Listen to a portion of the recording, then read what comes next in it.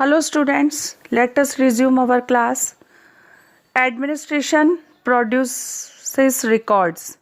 एक important source है official records जो कि हमें ब्रिटिश एडमिनिस्ट्रेशन की जानकारी देता है। ब्रिटिश विश्वास करते थे कि कोई भी काम जो कि वो कर रहे हैं उसे लिख लेना बहुत अच्छा होता है। हर एक इंस्ट्रक्शन, हर एक प्लान, हर एक पॉलिसी, हर एक डिसीजन, एग्रीमेंट, इन्वेस्टिगेशन जिसके बारे में वो लिखते थे, एक बार जब ये लिख लिया जाता था तब इसके ऊपर चर्चा होती थी और इसे ध्यान से स्टडी किया जाता था। इस तरह से उन्होंने अपने एडमिनिस्ट्रेशन कल्चर के मीमोस बनाए, नोटिंग्स बनाए और रिपोर्ट्स बनाए। ब्रिटिश ये भी महसूस करते थे कि इन डॉक्यूमेंट्स और लेटर्स को बहुत ध्यान से केयरफुली प्रिजर्व करके रखना चाहिए, तो उन्होंने एक रिकॉर्ड रूम बनवाया जिसमें कि जितने भी एडमिनिस्ट्रेटिव इंस्टीट्यूशंस थे वो सारे ही उससे अटैच थे। विलेज तहसीलदार का ऑफिस, कलेक्टर का ऑफिस, कमिश्नर का ऑफिस और the provincial secretariats, the law courts, ये सारे के सारे इन सभी ऑफिसेज में रिकॉर्ड रूम्स होते थे। स्पेशलाइज्ड इंस्टीट्यूशंस जैसे कि आर्चिव्स और म्यूजियम्स भी बनवाए गए इम्पॉर्टेंट रिकॉर्ड्स को रखने के लिए। लेटर्स और मीमोज जो होते थे वो एक ब्रांच से दूसरी ब्रांच में जाते थे, जो कि 19th सेंचुरी के शुरुआत में ये आज भी आर्चिव्स में रखे हैं जिनको कि पढ़ा जा सकता है। हम भी नोट्स और रिपोर्ट से ही पढ़ते हैं कि किस तरह से डिस्ट्रिक्ट ऑफिशियल तैयार होते थे या इंस्ट्रक्शन कैसे मिलते थे और एक ऑफिसर से दूसरे ऑफिसर को निर्देश कैसे भेजे जाते थे प्रोविंशियल एडमिनिस्ट्रेशन में। 19th सेंचुरी के शुरुआती सालों में इन डॉक्यूमेंट्स को बहुत ही सुंदर हैंड राइटिंग में कॉपी करवाया जाता था। इसे कैलीग्राफी कहा जाता था। कैलीग्राफी मतलब आर्टिस्टिक हैंड राइटिंग। वो लोग जिनकी लेखनी बहुत सुंदर होती थी उन्हें कॉपी दे दी जाती थी लिखने के लिए, फिर वो लिखते थे और उसको एक जगह से दूसरी जगह पर भेजा जाता था। बाद में जब प्रिंटिंग प्रेस आ गई तो एक जना लिखता था, बाकी का पूरा सेम टू सेम प्रिंट हो जाता था। Surveys become important. ब्रिटिशर्स ने बहुत सारे सर्वेज करवाए।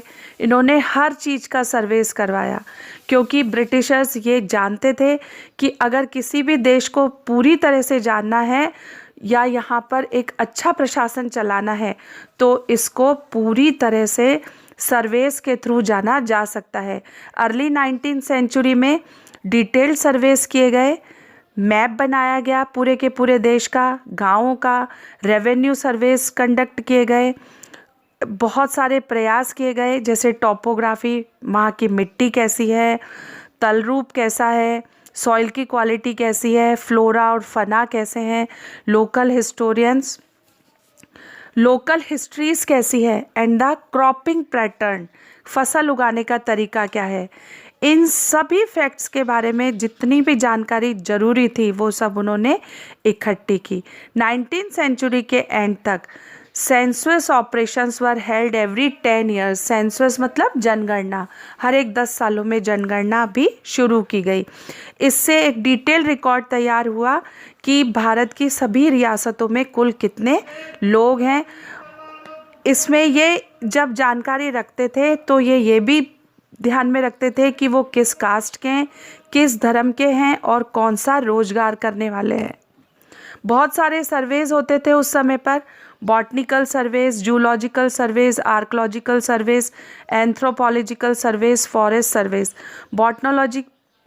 बॉटनिकल सर्वेज होते हैं पेड़ पौधों के बारे में जानकारी, जूलॉजिकल सर्वेज जानवरों के बारे में जानकारी, आर्कोलॉजिकल सर्वेज जब पूर्व इतिहास के बारे में जानकारी, एंथ्रोपोलॉजिकल सर्वेज वहाँ के लोगों के बारे में जानकारी और फॉरेस्ट सर्वेज जंगलों के बारे में जानकारी। ऑफिशियल रिकॉर्ड्स हमें क्या नहीं बताते। ऑफिशियल रिकॉर्ड्स हमें ये सारी जानकारी तो देते हैं कि ब्रिटिशर्स किस तरह से रूल किया करते थे, वो कैसे ऑर्डर देते थे, उनके ऑर्डर्स को किस तरह से फॉलो किया जाता था और वो किस तरह से संभाल करके रखे जाते थे। लेकिन ये हमें उस समय पर लोगों का जीवन कैसा था, उनके इस एक्शन का क्या रिएक्शन आता था, लोग कैसा महसूस करते थे, इसके बारे में कोई जानकारी नहीं देते।